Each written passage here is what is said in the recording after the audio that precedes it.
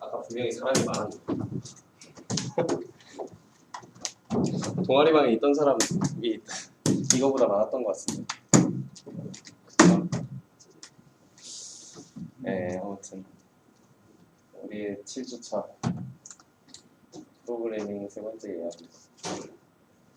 좀 그냥 편안히 진짜로 토크쇼 하는 것처럼 진행을 해보려고 합니다.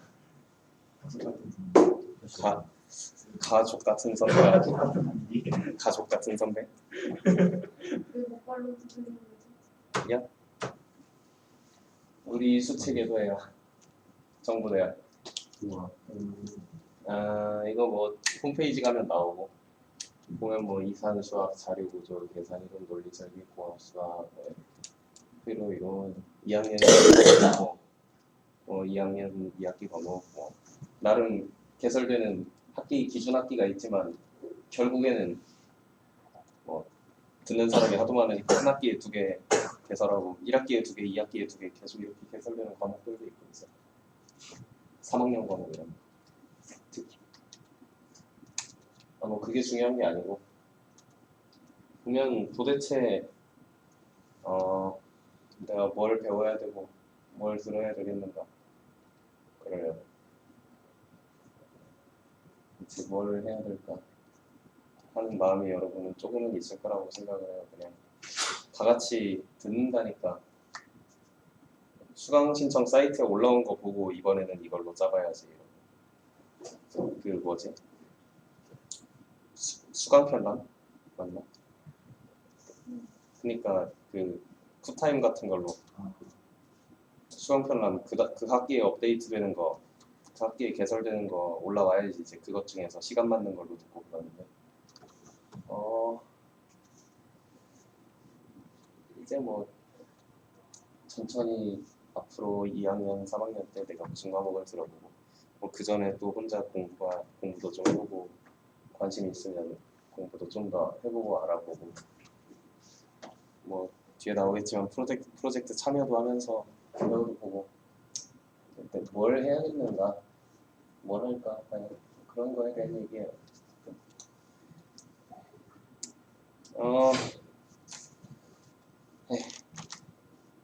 프로젝트 참여 같은 걸 할 텐데 이번 학기부터 하는 사람도 있고 다음 학기부터 할 사람도 있고 올해 내에는 안 할 사람이 있을 수도 있고 안 그랬으면 좋겠지만 지금 프로그래밍 2시간 동안 살펴본 게 뭐냐면 뭐 데이터 설계를 어떻게 할 것인가 뭐 첫 주에 나온 코딩 컨벤션은 왜 지켜야 하는가 그리고 뭐 객체 설계, 뭐 절차 설계, 뭐 이런 거랑 뭐 게임 로직에서 뭐 매니저, 이벤트 뭐 이런 거 같은 거 지난주에 살펴봤었죠.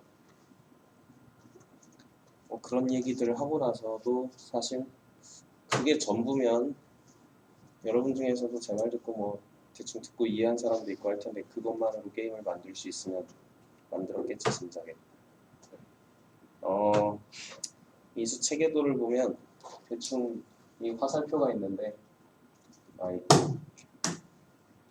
화살표 순서대로 이제 뭐 선이수 과목 내지는 이 과목을 듣고 오면 좋다.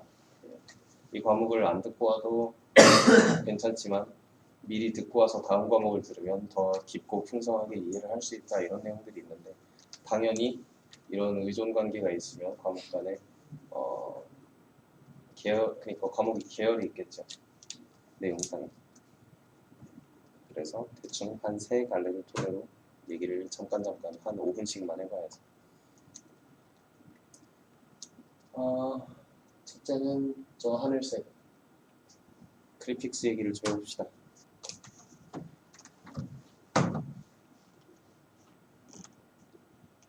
분명히 3D 모델 같은 거를 만들어서 게임 안에다가 띄운다고 얘기를 했는데 모델 만들어서 게임상에서 게임 프로그램이 뭔가 알 수 없는 논리를 이용해서 코드상에서 쿵짝쿵짝하고 돌리고 나면 우리 모니터 스크린상에 표시가 되죠.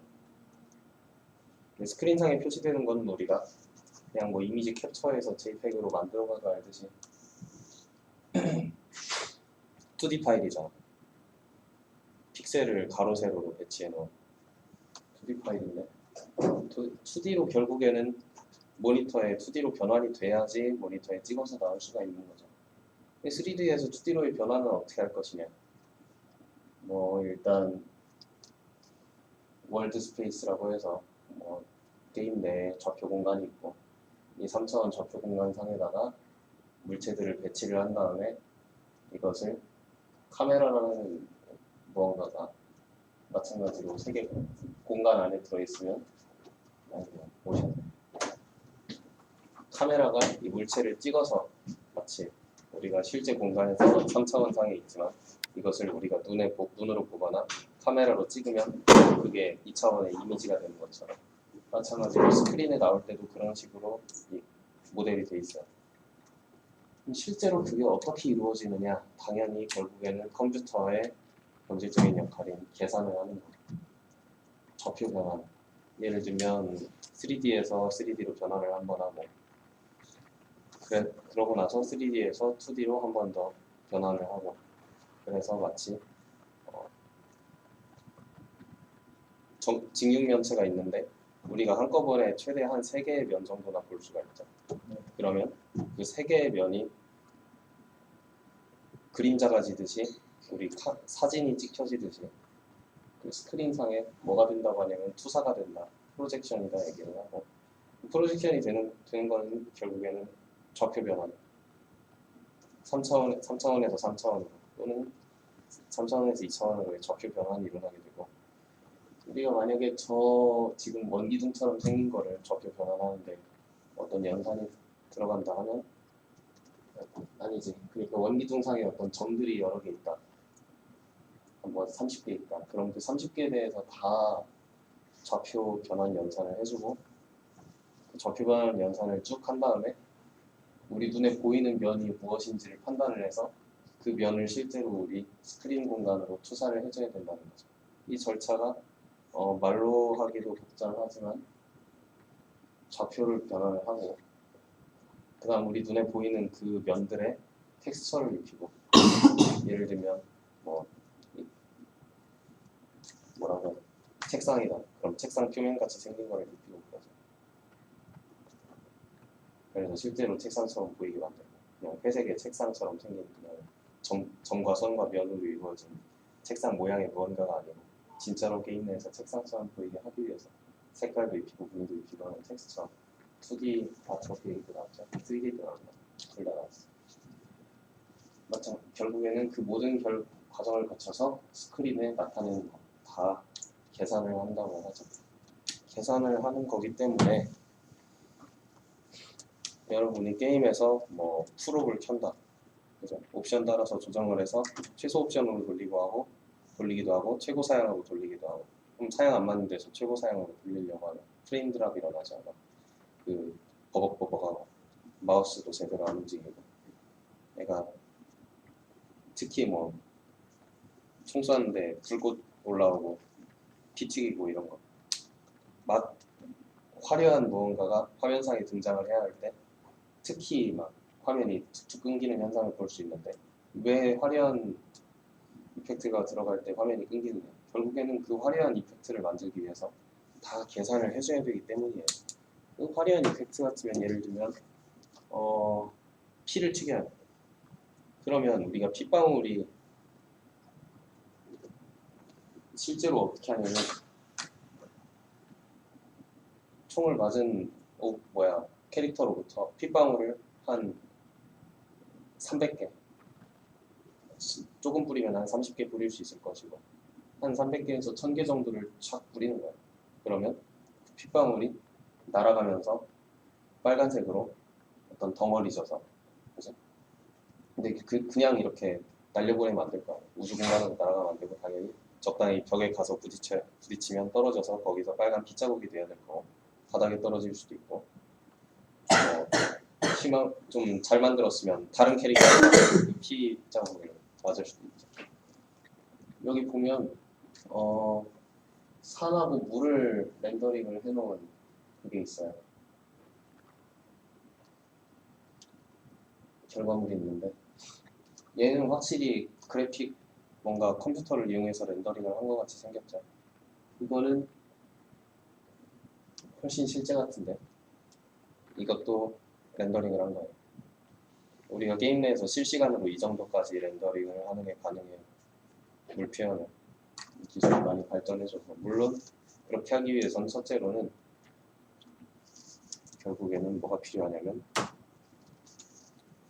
하드웨어 사양이 좋아야 되고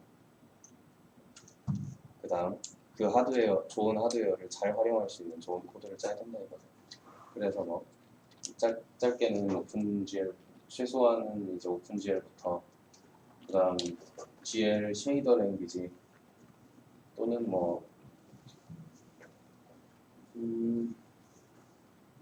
방금 물 표면 렌더링 같으면 이제 오픈GL이 아니라 뭐 다이렉트X로 렌더링을 했다 이런 것들이 이제 우리가 알고 있을 수 있는 것들이 되겠죠. 그러면 우리가 찾아봐야 될 거는 뭐냐면 다이렉트X로 예를 들면 물 만들기 이런 거 구글에 검색해보면 사실 예제 코드 갖다가 붙여넣으면 진짜로 물 만들 수 있어요. 자기 컴퓨터에서 자기 비주얼 스튜디오에서 자기가 직접 짠 코드는 아니어도 자기가 가지고 있는 코드를 컴파일하면 진짜로 물이 나오는 걸 볼 수 있습니다.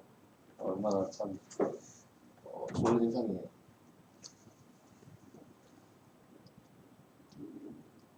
근데 방금 내가 게임상에서 그러니까 게임상에서 실시간으로 렌더링을 해놓은 물 표면 이런 거는 여기 프로젝트에 띄워서 보여줬다고 해서 이때 발표용 컴퓨터에 뭐 좋은 그래픽 카드가 달려있다든지 여기 나아가서는 프로젝터에 뭐 좋은 그래픽 카드가 달려있다든지 그런 건 절대 아닙니다. 결국에는 우리가 이거를 실시간으로 렌더링을 하면서 엄청나게 계산량이 많이 더 생겨나기 때문에 이런 문제들이 발생을 한다고 볼 수 있어요. 단순 계산으로도 우리가 HD다 그러면 가로가 세로가 얼마냐? FH 말고 하프 HD가 720이니까 가로가 1280 그러면 곱하면 대강 92만 픽셀이면 거기에 픽셀 하나당 어떤 정보들이 들어가냐면 픽셀 하나에 레드, 그린, 블루, 알파 이렇게 해가지고 4개의 채널이 각각 값을 가지게 되고 각각 1바이트면 24비트면 4바이트니까 92만에 4 곱하면 3000 92만이 아니고 370만 정도 370만 개 뭘 해야 되냐면 연산을 해야 되는 거예요. 370만이라고 하면 별로 안 많아 보이지만 370만 개의 각 픽셀의 채널 값을 만들어내기 위해서 뭘 해야 되냐면 모든 우리가 아까 원기둥을 공간상에 띄웠다고 했죠. 원기둥을 공간상에 띄운 다음에 그거를 월드 스페이스에 있는 거를 스크린 스페이스로 투사를 해서 일단 거기에 뭐가 들어가냐면 여러분 지금 선형대수에서 배우는 행렬연산 그래서 최소 3차가 아니고 4차 행렬을 쓰고 3차원 공간을 계산을 하는데 그리고 그 내부는 뭘로 이루어져 있냐면 정수 연산이 아니고 실수 연산이에요. 그래서 이제 초당 몇 개의 실수 연산을 할 수 있느냐 플로팅 포인트 오퍼레이션 per second다 해가지고 플럭스 이런 단위가 등장을 하게 되고 CPU가 몇 플롭스다 또는 뭐 GPU가 몇 플롭스다 이런 단위들이 들어가게 되고 이거를 제대로 시스템에 설치가 되어 있는 GPU의 플롭스 정보를 얻어와서 딱 그만큼의 적정한 수만큼의 실수 연산을 시켜야 되겠죠. 어쩌다가 지금 이 얘기를 하려던 게 아닌 것 같은데 뭐 그런 식으로 실수 연산을 하는데 결국에는 모든 우리가 월드 스페이스 상에 띄워놓은 모든 점들에 대해서 점이 한 30개다.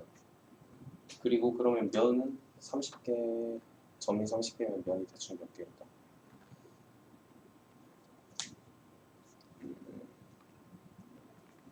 잘 모르겠네. 한 60개를 합시다.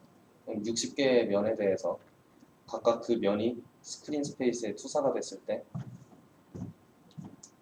스크린에 보일 면인가 보이지 않을 면인가. 보이게 된다면 텍스처를 어떻게 찌그러뜨려서, 왜냐하면 투사가 되니까 삼각형이 찌그러지게 되죠. 찌그러지면 텍스처도 같이 찌그러져야지 우리가 이 책상이 우리 눈앞에 어떻게 비스듬하게, 책상의 윗면이 비스듬하게 있는 것처럼 보이지. 마치 우리가 그거를 안 하면 스크린톤처럼 되는 거죠. 만화 같은 거 보면 그 체크무늬 난방이다 그러면 딱 경계선을 잘라가지고 그냥 체크무늬를 딱 씌워서 입히잖아. 스크린 투명한 체크무늬를. 근데 그렇게 안 되고 여기에는 체크무늬의 방향이 세로로, 여기에는 체크무늬의 방향이 가로로, 그 다음 뭐 이쪽으로 가면 갈수록 이 체크무늬 같은 게 점점 더 어떻게 해야 되지? 그러니까 찌그러지는 거죠. 그러니까 결국에는 그것도 다 좌표 변화를 해줘야 되고, 그 모든 게 다 실수 연산이 됩니다. 그래서 우리가 뭐 제 노트북만 해도 1.8GHz, 그러면 우리가 보통 1.8GHz라고 하면 기가가 10억이니까 뭐 초당 18억 번의 연산을 한다고 합시다. 실제로는 초당 18억 번의 연산을 못해요. 심지어 방금 말한 플롭스 같으면 훨씬 낮아요. 그러니까 뭐 초당 100만, 초당 한 4천만 개 하면 많이 하는 거예요. 그러면 방금 말한 한 픽셀에다가 레드, 그린, 블루, 알파 하면 한 300만 개. 절대 1280에 720으로 제대로 된 게임을 렌더링을 못한다는 얘기죠. 연산량이 엄청 많이 필요하다. 결국에는 그래서 우리가 뭐 CPU도 타고 GPU도 타고 이런 거에 대해서 좀만 생각을 해보고 알아보자 이거죠. 뭐 이거에 대해서는 더 이상 깊게 얘기를 안 해도 되고, 좀 다른 얘기. 우리가 뭐 집에서 게임을 하다가 PC방 가서 그 게임을 다시 해요. 예를 들면. 근데 로그인을 해가지고 PC방에서 들어갔더니 집에서 하던 캐릭터 이름, 뭐 인벤토리, 스킬, 뭐 업적 정보 이런 거 다 똑같이 돌아가는 점. 이게 사실은 그저 당연한 게 아니죠.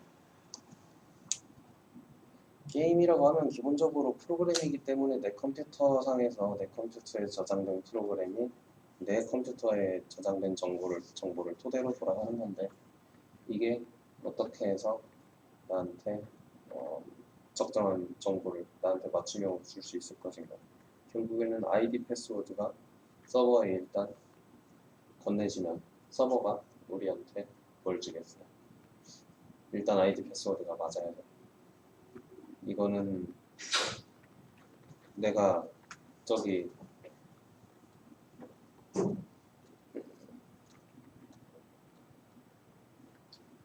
내가 게임 접속하면서 내가 서은빈이야 라고 주장한다고 해가지고 게임 서버가 그래? 그러고 주면 안 되잖아요. 그럼 다 제가 이제 팔아버릴 수 있는 거죠. 당연히 아이디 패스워드 인증 정보는 다 서버가 그 아이디 패스워드로 로그인이 됐는지 안 됐는지 같은 것부터 판단을 해주게 돼 있고, 그 다음 뭔가 게이머가 게임상에서 어떤 행동을 하고, 예를 들면 뭐 닉을 바꾸든지, 심지어 뭐 시간의 흐름에 따라서 캐릭터가 뭐 자라기도 하죠. 나이를 먹기도 하고, 아이템 창에 뭐가 쌓이고 그걸 버리고 스킬을 쓰고 경험치가 오르고 업적 같은 게 쌓이고, 이 모든 것들이 게임에서 우리 컴퓨터 상에서 무언가가 이루어진다고 해도 그게 다 게임 서버로 보내지는 거죠. 그리고 나중에 그걸 로그아웃을 했다가 다른 데서 로그인을 하면 그 정보를 새로 받아와서 또 게임을 시작할 수 있게 되는 거죠. 그래서 사실 대부분의 정보가 게임 클라이언트에 우리 컴퓨터 상에 있고, 서버에서 뭔가 정보를 보내준다고 해도 그거를 믿지 않고 클라이언트가 독단적인 행동을 하는 게 가능해요. 예를 들면 그런 거 있잖아요. 나는 옷을 입고 있는 상태인데 클라이언트를 변조해서 옷을 입고 있지 않은 캐릭터를 만들어서 막 캡처해서 올리는 거예요.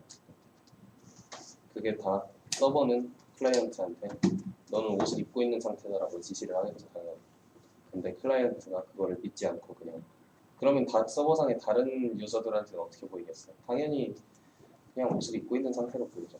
근데 그냥 자기 개인적으로 개인한테만 클라이언트가 나는 옷을 안 입고 있는 것 같은데 하고 그냥 옷을 안 그려버리면 그만인 거죠.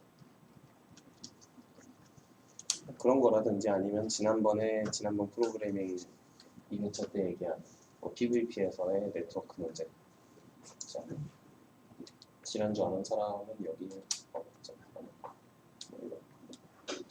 결국에는 우리가 방금 전에 얘기한 서버 문제나 지금 여기 나오는 PVP 같은 데서 사람들이 어떤 예를 들면 대결 매칭 대결 PVP가 어떤 매칭이 돼서 배틀 시스템이 있을 때 그 배틀 시스템 상에 서로 모든 클라이언트가 일정한 정보를 동기화가 되기 위해서 모두가 같은 정보를 가지고 사용자들이 다 납득할 수 있는 방식으로 언제든지 너무 늦지 않게 적정한 시간 내에 나는 이긴 것 같은데 다시 로그인을 해보니까 내 경험치가 까여있어. 이러면 안 되잖아. 그러니까 적정한 시간이 되면 서버가 클라이언트에 마찬가지로 너는 이겼다 또는 너는 졌다, 너는 이기고 있다, 너는 사실 안 맞은 것 같지만 맞았다, 이런 거 다 보내줘야 된다고 했죠. 그래서 통신 문제, 네트워킹 문제 이런 것들이 다 개입을 하게 되고 마찬가지로 이런 정보들이 다 서버에 데이터베이스에 저장이 되게 돼요. 데이터베이스 시스템 이런 것들이 이제 여기에 연관이 되게 되어 있고요. 자, 마지막은 콘텐츠의 동적 생성 같은 거. 하도 이제 능동적인 콘텐츠 이런 소리를 마트 그때 많이 했는데 여기 보면 이게 뭐냐면 마인크래프트 서버예요. 근데 여기 보면 이게 지형이고 여기 보면 다 지물들이 있는데 여기 물이 보이지? 여긴 땅이고 그다음에 땅에 보면 다 흙도 펼 수 있고 나무도 펼 수 있고 그렇죠? 까만 부분은 뭐냐면 사용자가 가지 않은 부분이에요. 이 블럭이 일정한 크기로 있어서 게이머가 이 서버에 접속을 했을 때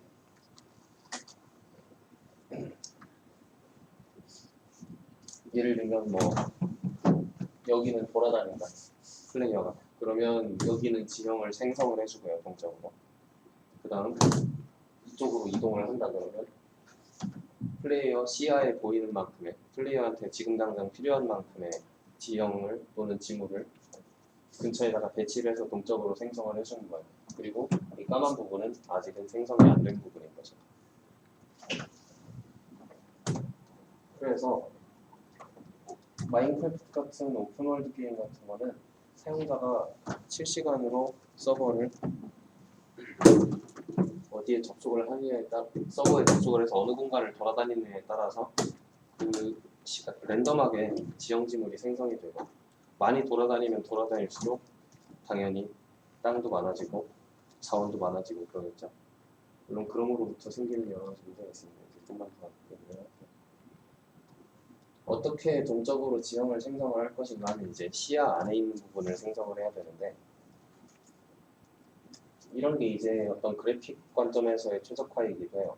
왜냐하면 사용자가 여기 있으면 이만큼은 사용자의 시야 안에 있는 부분이기 때문에 딱 이만큼 자기 플레이어가 있는 위치, 인근에 이만큼만 서버에서 따오면 되죠. 지형지물 정보를. 그러면 이만큼만 그리고 이 뒤로는 아예 안 그려버리는 거예요. 실제로도 게임상의 맵 같은 거 돌아다녀 보면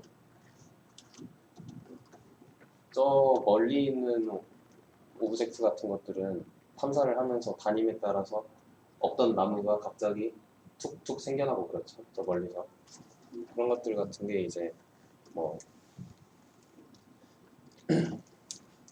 당연히 모든 정보를 다 받아와서 생각을 해봐요. 사용자가 여기서 이쪽을 보고 있는데 여기 있는 오브젝트 정보를 다 받아와서 이걸 아까 말한 대로 CPU 메모리에다가 다 때려놓고 그걸 가지고 그래픽 연산을 시켜가지고 다 그리는 거예요. 굉장히 쓸모없고 보이지도 않고 클라이언트에 부담도 많이 주는 일이 아닐 수 없죠. 동적으로 생성이 된다는 게 여기다가 이렇게 확대를 해서 표시를 해놓으니까 뭔지 잘 감이 안 잡힐 수도 있는데, 극단적으로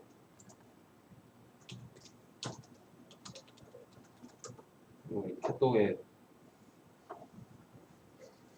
마인크래프트 서버 이렇게 생겼고요. 이쪽이 주로 노는 월드인데 도메인의 상태가 여기서 출발을 해서 쭉 날아가잖아요. 그러면 플레이어가 이 방향으로 계속 날아가면 서버는 이 방향으로 계속 지형 지물을 동적으로 생성을 하는 거예요.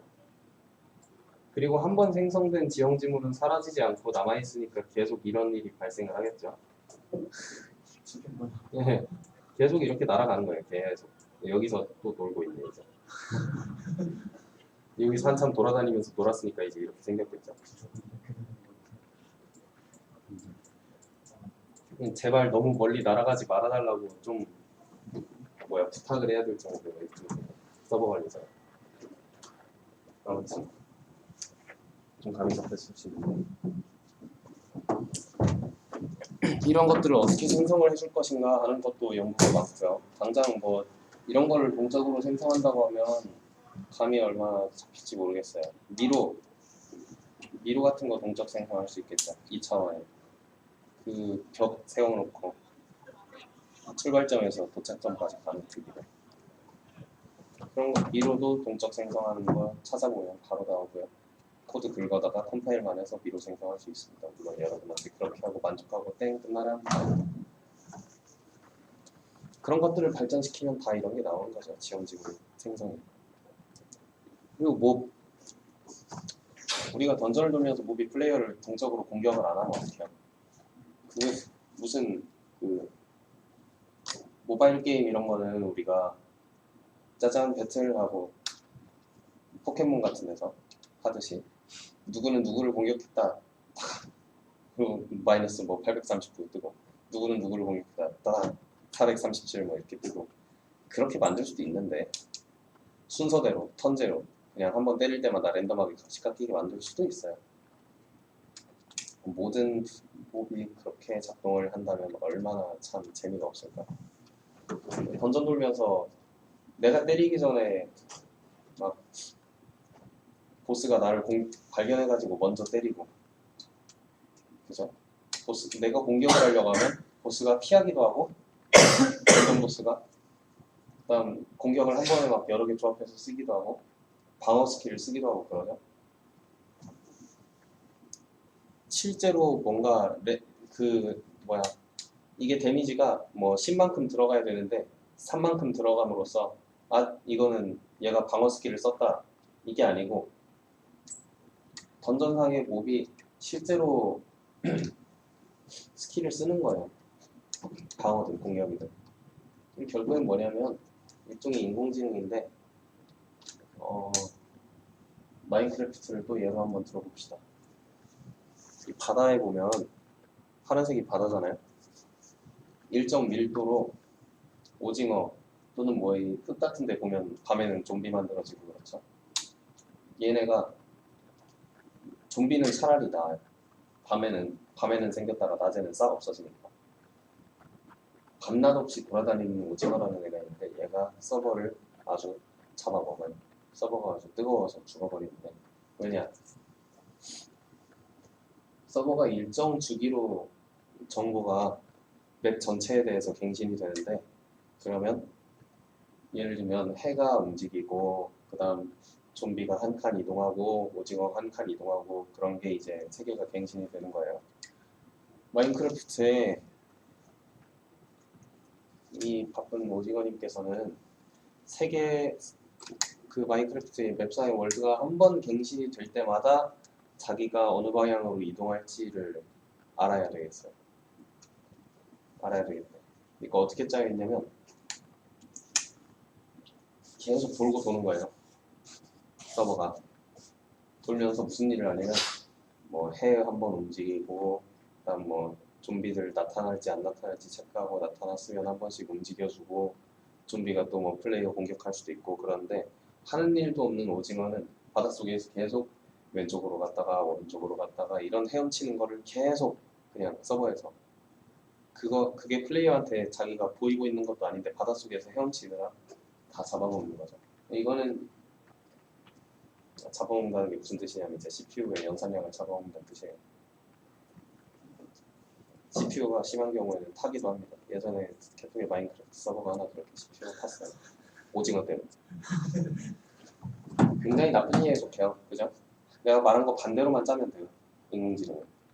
온디맨드로 필요할 때 연산량을 적게 하고 그 다음 사용자에게 보이는 액션 해주고 오징어가 사용자를 적당한 위치에서 나타나서 일정 확률로 나타나서 일정 밀도로 공격을 하면 되지 왜 바닷속에 항상 몇 마리씩 바닷속에 마인크래프트 서버에 오징어가 10마리만 있어도 죽어요. 그래서 서버 스크립트를 따가지고 오징어를 계속 죽이고 그래요. 서버는 오징어를 계속 만들어내거든요. 밀도.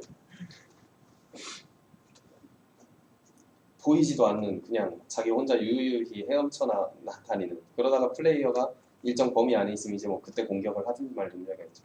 이렇게 안 짜는 게 좋다고요. 던전 돌 때 어떻게 돼요? 보스 방에 들어가면 보스가 일정 범위 안에 플레이어가 있을 때 감지를 해서 그때 때리죠. 그 전까지는 아무것도 안 해요. 아무것도 안 해요. 그것 때문에 서버가 바쁠 일이 있겠어요? 없죠. 근데 완전히 그러니까 굉장히 나쁜 일. 뭐 이런 컨텐츠 문제가 있고 인공지능이라고 하면 굉장히 좀 뭐 대단한 걸 만들어야 될 것 같고 막 알파고를 만들어야 될 것 같고 CPU를 막 몇백 개, GPU를 몇천 개 써야 될 것 같지만 안 그래요. 여러분이 단순한 예를 들면 뭐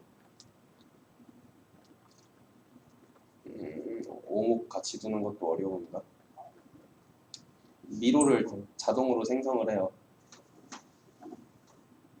그러면 그 미로를 찾아가는 거라든지 미로를 출발점에서 끝점까지 찾아가는 그거는 사실 알고리즘이 있죠. 뭐 왼손 이런 거 있잖아요. 미로 찾아갈 때 벽 짚고 왼손만 따라가면 나갈 수 있는 뭐 그런 방식에 따라서 미로의 시작점부터 끝점까지 나가는 방법을 찾는다든지 그런 것도 우리가 알고리즘이 다 나와 있는 그래서 유한번의 절차에 따라서 정확한 답이 나오는 그런 것도 다 결국에는 뭐냐면 예전에는 인공지능을 목적으로 연구된 것들이고요. 지금도 인공지능이라고 못 부를 게 없어요. 다만 우리는 제발 인공지능 세상에 와서 나 대신 학교에 와서 다 배우고 돈 좀 벌어다 줬으면 좋겠다 이러니까 이제 인공지능은 멀리 있는 꿈 같고 그런데 우리가 게임에서 당장 뭐 오징어 같은 시스템을 만든다고 해도 오징어이라니까 거울을 좀 빼볼까? 오징어 같은 것만 시스템을 게임 내에 구현을 하려고 한다 해도 단순하게 뭐 여러분이 만약에 게임 내에 오징어 시스템을 넣고 싶다. 이 오징어는 바닷속에 일정 밀도로 존재를 하고 서버가 이벤트 체크를 하는 매 시간마다 계속 돌고 돌면서 자기가 유유히 헤엄쳐 다니는 바쁘신 분이다. 이렇게 만들고 싶으면 만들어도 된다 이거예요. 근데 이제 나쁜 예가 되겠죠. 어쨌든 오징어의 경우에도 일종의 인공지능 지능이 있는 내부 요소라고 봐도 되겠습니다. 시간을 꽤 많이 써서 얘기했네요. 어쨌든 그 밖에도 뭐 많은 이슈가 있다. 이거는 뭐 직접 만든 건 아니고 원래는 좀 게임 개발하고 관련 있는 키워드를 가지고 만들려고 했는데 자세히 볼 필요는 없어요. 공부를 하자는 거고 전공 수업을 들을 수도 있고 여러분이 좀 의지가 있으면 이제 의지를 게임 속에서 돌아다니면서 얻을 수 없게 됐죠. 좀 자기 의지를 좀 챙겨주고 게임 개발을 하든 뭐 게임을 하다가 이거는 어떻게 만든 거지 싶은 게 있을 수가 있어요. 그러면 뭐 롤 하다가 궁을 쐈는데 상대방이 피했어요. 이 문제는 왜 생기는 걸까요? 라고 롤 인벤에다 물어볼 수는 없잖아요. 그러니까 이제 게임 서버 뭐 실시간 게임 서버 만드는 방법 이런 식으로 게임 서버 구조 이런 식으로 용어를 조금 바꿔서 지금 우리가 알고 있는 키워드를 가지고 검색을 돌려서 뭐 학습을 해볼 수도 있을 거고요. 이 키워드 같은 거는 뭐 우리 세미나에서도 많이 제공을 해줬고 뭐 개발자 블로그 이런 것들 우리나라에 꽤 있죠. 그다음 뭐 컨퍼런스 같은 거 최근에 유나이트 다녀온 사람들이 세미나를 한번 했는데 별로 참석률이 안 좋더라고요. 사실 이런데 좀 우리가 티켓이 무한정 나오지 않기 때문에 일부만 가서 들어온 사람들은 또 여러분한테 키워드 지식 같은 거를 좀 전달을 해줄 책임이 생기는 거거든요. 그래서 좀 직접 갈 흥미가 있는 사람들은 적극적으로 갔다 오고 세미나 컨퍼런스도 마찬가지로 간다고 해서 예를 들면 유나이트를 제가 갔다 왔어요. 유나이트를 갔다 왔다고 해서 유나이트에서 발표하는 사람이 알고 있는 모든 개발 지식을 제가 다 흡수해오는 게 아니잖아요. 이런 세미나 듣는 거랑 비슷한 거예요. 거기서 내가 무엇에 대해서 검색을 해보고 무엇에 대해서 뭐 잘 아는 사람한테 질문을 해보든지 아니면 그쪽을 좀 더 공부를 해봐야겠다라는 생각을 가지게 되는 그것 자체가 이제 여러분한테 중요한 부분이라고 할 수 있겠습니다. 마지막으로 뭐 개똥내 개발 프로젝트가 있을 거고요. 게임 개발 프로젝트 참여하면서 참여하는 경험 자체가 여러분한테 도움이 되기도 하고요. 코드를 읽으면서 배울 수도 있고 어쩌면 여러분이 개발자로 뛰면 프로그래머로 뛰면 같이 뛰는 프로그래머 선배가 뭐 이것저것 너는 이거에 부족하니까 이거에 대해서 좀 더 공부를 해와라 이렇게 좀 더 적극적으로 조언을 줄 수도 있을 거고요. 그러기 전에 여러분이 여러분한테 부족한 게 무엇인가에 대해서 생각을 해보면 할 수 있는 그런 사람이 되면 좋겠다는 생각이 들어요. 나는 이것이 구체적으로 내가 지금 모르고 있는 것이고 그래서 이것에 대해서 검색을 해서 알아보면 오늘의 나는 어제의 나보다 발전한다 이런 느낌으로 사는 거죠 이제. 오늘 얘기는 여기까지일 거고 네. 다음 주에 게임 엔진 활용 얘기 좀 하고 엔진 얘기 기다리던 뭐 솔직히 여러분이 얼마나 기다릴지 모르겠지만 엔진 얘기가 재밌을 거예요. 네.